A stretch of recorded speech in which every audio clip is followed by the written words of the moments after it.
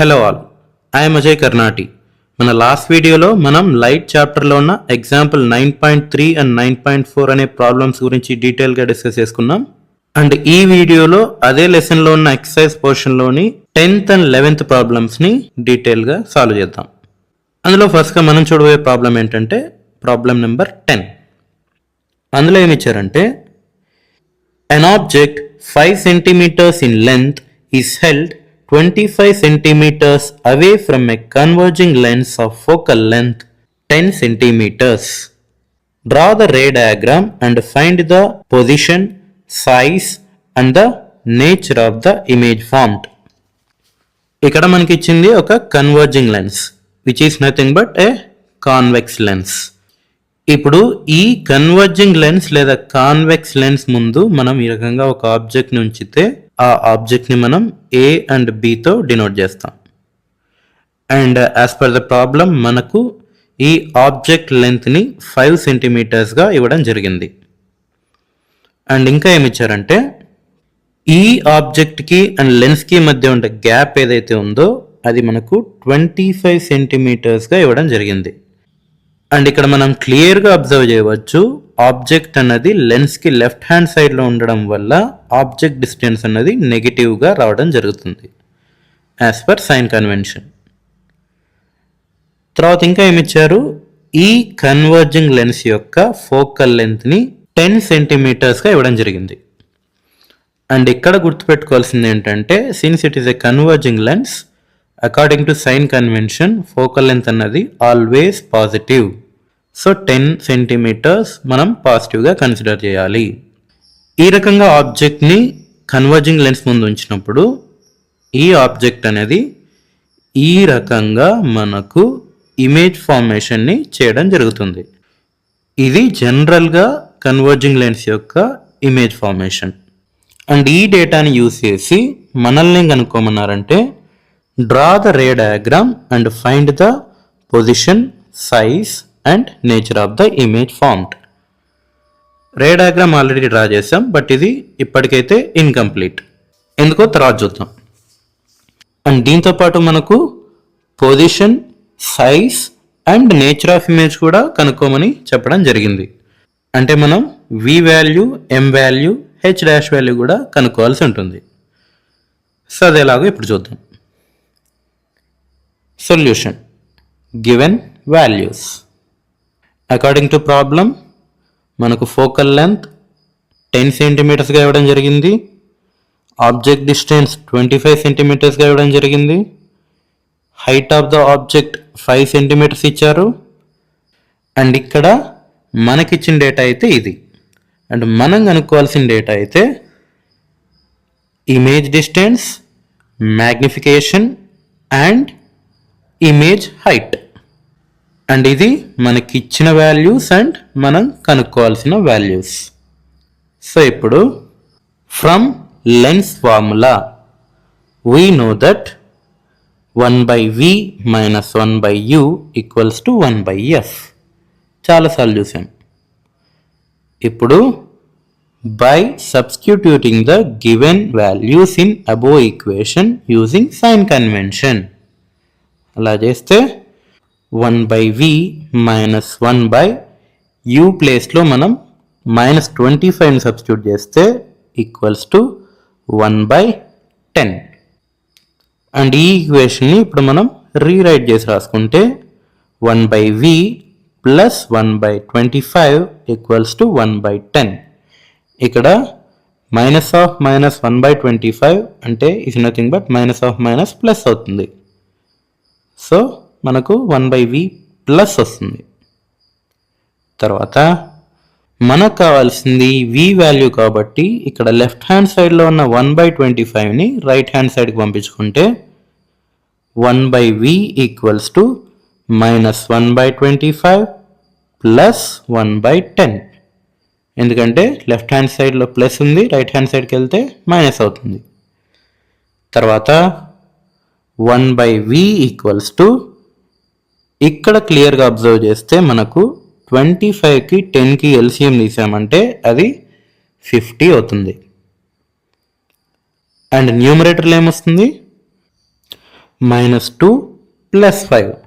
ఇక్కడ -2 ఎలా వస్తుందంటే 25 2s are 50 కాబట్టి 2 వస్తుంది, ప్లస్ 10 5s are 50 కాబట్టి 5 వస్తుంది.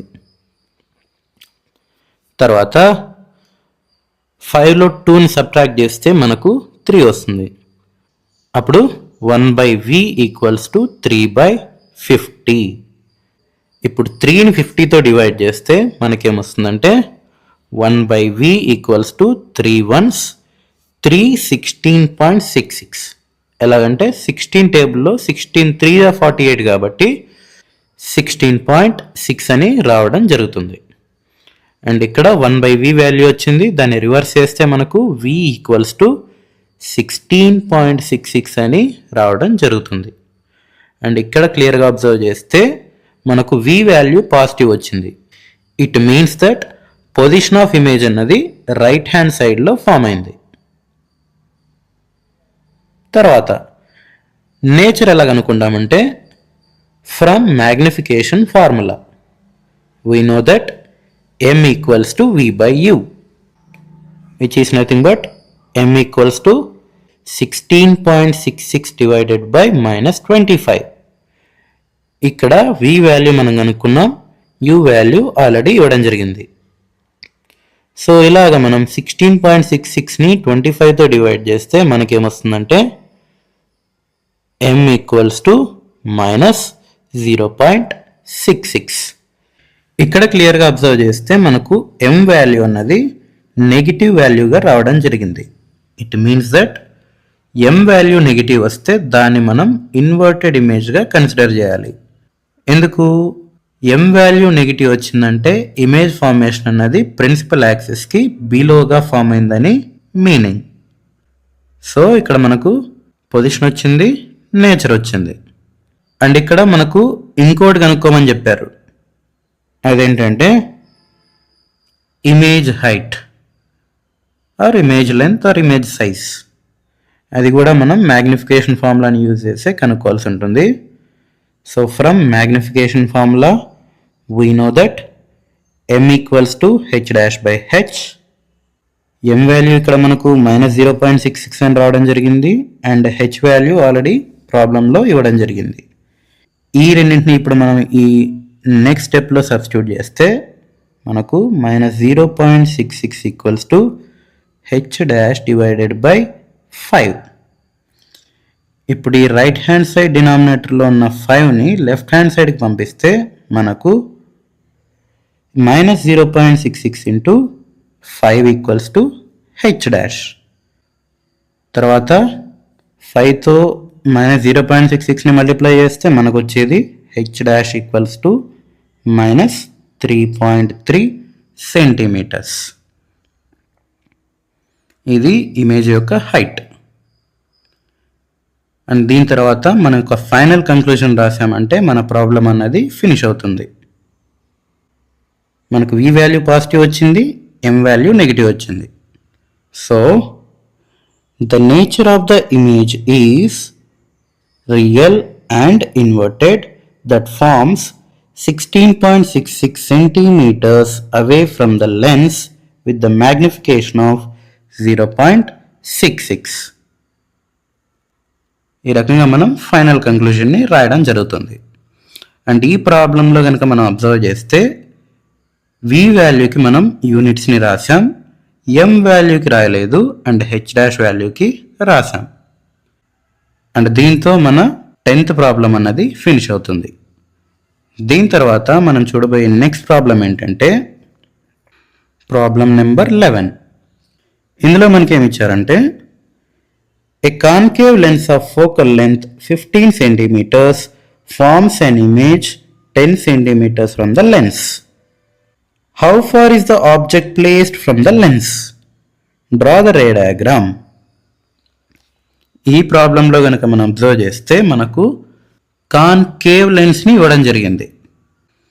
అండ్ ఈ కాన్కేవ్ లెన్స్ ముందర ఈ రకంగా మనం ఆబ్జెక్ట్ని ప్లేస్ చేస్తే ఆబ్జెక్ట్ని మనం A అండ్ Bతో డినోట్ చేస్తాం. తర్వాత ఈ కాన్కేవ్ లెన్స్ యొక్క ఫోకల్ లెంత్ని మనకు 15 సెంటీమీటర్స్గా ఇవ్వడం జరిగింది. అండ్ ఈ రకంగా కాన్కేవ్ లెన్స్ ఇమేజ్ని ఫామ్ చేసినప్పుడు ఈ లైన్స్ అన్నవి రియల్ ప్లేన్లో మీట్ అవ్వవు కాబట్టి వీటిని వర్చువల్ ప్లేన్లో ఈ రకంగా ఎక్స్టెండ్ చేస్తే మనకు ఒక పాయింట్ దగ్గర మీట్ అవ్వడం జరుగుతుంది అండ్ ఆ పాయింట్ దగ్గర మనకు ఇమేజ్ ఫార్మేషన్ అన్నది ఏర్పడుతుంది. అండ్ ఈ ఇమేజ్ని మనం A' అండ్ B' డినోట్ చేస్తాం. ప్రాబ్లంలో మనకి ఇచ్చిన ఇంకో డీటెయిలింగ్ ఏంటంటే ఈ లెన్స్కి అండ్ ఇమేజ్ ఫార్మేషన్కి మధ్య ఉండే గ్యాప్ ఏదైతే ఉందో ఆ ఇమేజ్ డిస్టెన్స్ని మనకు 10 సెంటీమీటర్స్గా ఇవ్వడం జరిగింది. ఇక్కడ క్లియర్గా అబ్జర్వ్ చేయవచ్చు focal length of the concave lens మనం అకార్డింగ్ టు సైన్ కన్వెన్షన్ నెగిటివ్గా తీసుకోవాలి. సో 15కి నెగిటివ్ సింబల్ అనేది రావడం జరుగుతుంది. And as well as image formation అనేది లెఫ్ట్ హ్యాండ్ సైడ్లో ఫామ్ అయింది కాబట్టి ఇమేజ్ డిస్టెన్స్ కూడా మనకు నెగిటివ్లోనే తీసుకోవడం జరుగుతుంది. అండ్ ఈ డేటాను ఉపయోగించి మనం కనుక్కోవాల్సింది ఏంటంటే ఈ లెన్స్కి అండ్ ఆబ్జెక్ట్కి మధ్య ఉండే distance which is nothing but u value. So అదేలాగా ఇప్పుడు చూద్దాం. గివెన్ వాల్యూస్ ఫోకల్ లెంత్ మనకు 15 సెంటీమీటర్స్గా ఇచ్చారు, ఇమేజ్ డిస్టెన్స్ 10 సెంటీమీటర్స్గా ఇచ్చారు. అండ్ మనం కనుక్కోవాల్సింది u value. From lens formula we know that 1/v minus 1/u equals to 1/f.